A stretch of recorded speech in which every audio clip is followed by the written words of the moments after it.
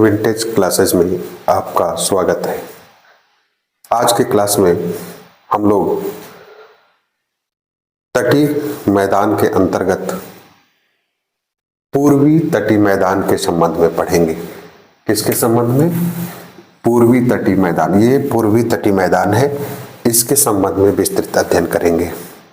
इसके पहले के क्लास में हम लोग पश्चिम तटीय मैदान के संबंध में पढ़ चुके हैं, इसके विस्तार के संबंध में, इसके विभाजन के संबंध में हम लोग पढ़ चुके हैं। आज हम लोग पूर्वी तटीय मैदान के संबंध में पढ़ेंगे। देखिए, पश्चिम तटीय और पूर्वी तटीय ये दो तटीय मैदान हैं। पूर्वी तटीय मैदान पूर्वी घाट या पूर्वी तट एवं बंगाल की खाड़ी के बीच है।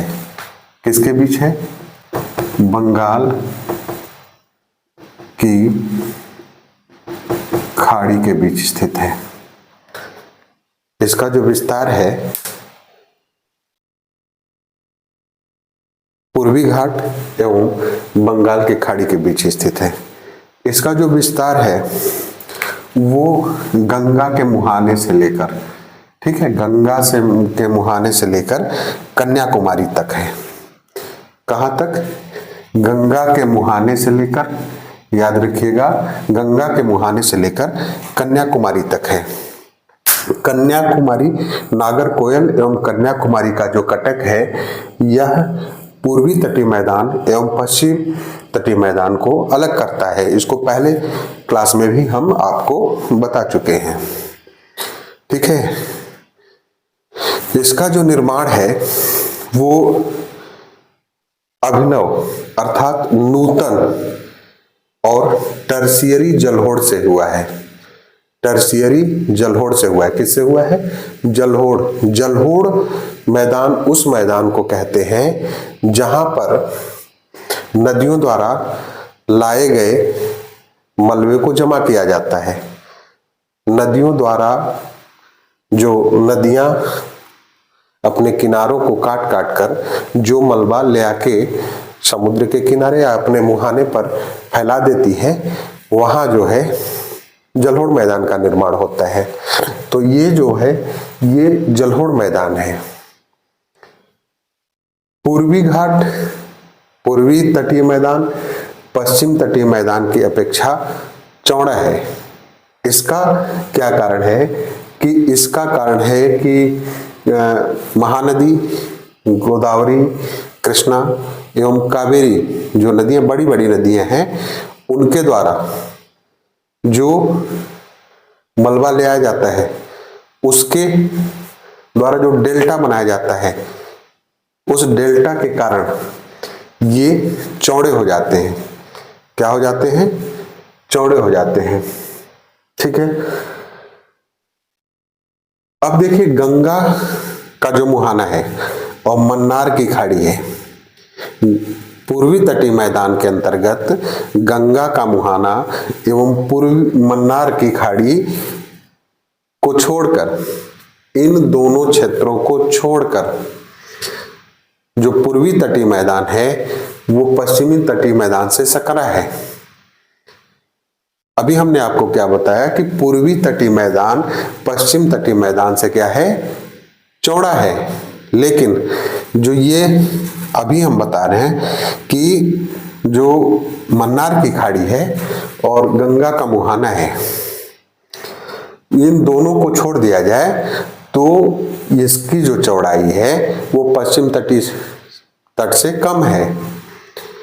गुजरात और महाराष्ट्र का जो तट है, इससे मतलब गुजरात एवं महाराष्ट्र के तट से पूर्वी तटीय जो मैदान है वो चौड़ा है, ठीक है। उससे भी सकरा, यहाँ पूर्वी तटीय मैदान से भी सकरा, यहाँ गुजरात एवं महाराष्ट्र का तट है पश्चिम तटीय में। यहाँ एक आदम का पुल, पूर्वी तटीय मैदान में आदम का पुल स्थित है, जिससे भगवान श्री रामचंद्र जी लंका गए थे। उसे राम सेतु के नाम से भी कहा जाता है, जाना जाता है, राम सेतु के नाम से भी जाना जाता है। यह जो है समुद्र तल से 4 मीटर नीचे है। कितना है? समुद्र तल, ये आदम का पुल है, यहां से लंका जाने का रास्ता था, लंका, तो यहां से जो है ये कितना है? समुद्र तल से 4 मीटर नीचे है। देखिए पूर्वी तटीय मैदान को भी पश्चिमी तटीय मैदान की भांति 3 भूखंडों में विभाजित किया गया है, 3 भाग में विभाजित किया गया है। पश्चिम तटीय मैदान को हमने आपको 4 भागों में, 4 भौगोलिक क्षेत्रों में विभाजित हुआ है, इसको बताया था। पश्चिम तटीय मैदान में गुजरात का मैदान, ठीक है, कोंकण तट, कन्नड़ तट और मालाबार तट, ये पश्चिम तटीय मैदान के भाग हैं। पूर्वी तटीय मैदान में उत्कल तट, काकीनाडा तट और कोरोमंडल तट, ये 3 भाग हैं। इन तीनों का हम लोग विस्तार से अध्ययन करेंगे। तो सबसे पहले हम लोग उत्कल तट के बारे में पढ़ेंगे। किसके बारे में? उत्कल तट के बारे में। उत्कल तट का जो विस्तार है वो गंगा के मुहाने से लेकर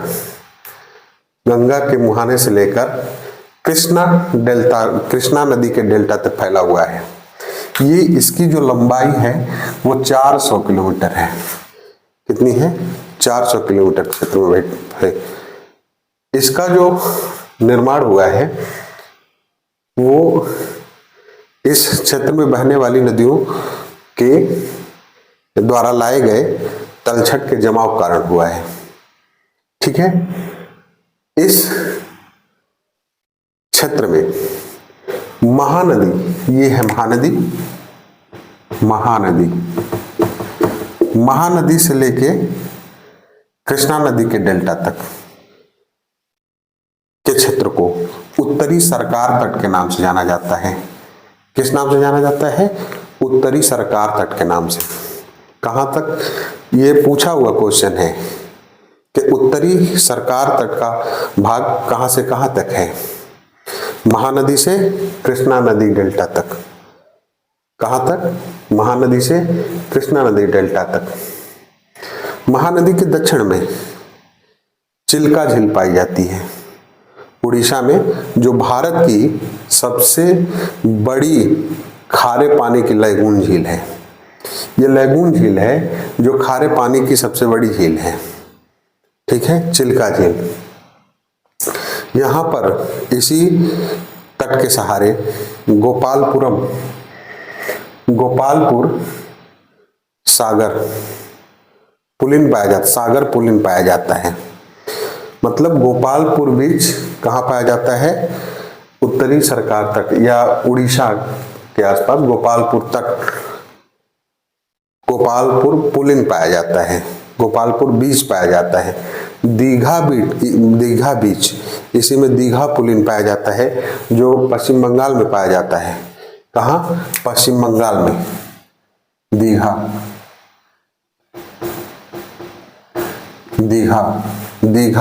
बीच कहाँ है? स्थित है पश्चिम बंगाल में, ठीक है। इसके बाद जो है आता है काकीनाडा का जो विस्तार है वो पुलिकट झील से बरहामपुर तक है। कहाँ तक है? पुलिकट झील से बरहामपुर तक है। इसका भी निर्माण ये गोदावरी और कृष्णा के द्वारा बनाए गए डेल्टा के द्वारा ही हुआ है, ठीक है। इस क्षेत्र में जो विशाखापट्टनम है वो प्राकृतिक पत्तन है जो डॉल्फिन चट्टान के पीछे सुरक्षित है।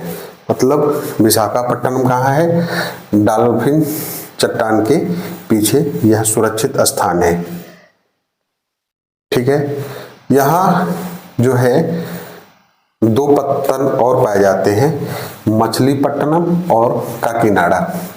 ये भी विशाखापट्टनम के अलावा मछलीपट्टनम और काकीनाडा, ये भी 2 पत्तन हैं।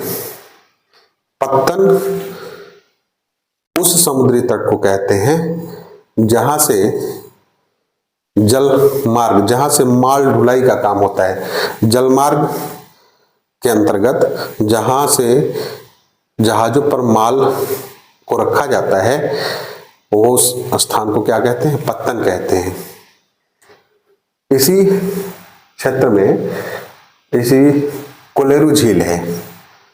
कोलेरू झील पुरानी तटरेखा को प्रदर्शित करता है। मतलब कोलेरू झील थोड़ा सा भारतीय तट के अंदर है।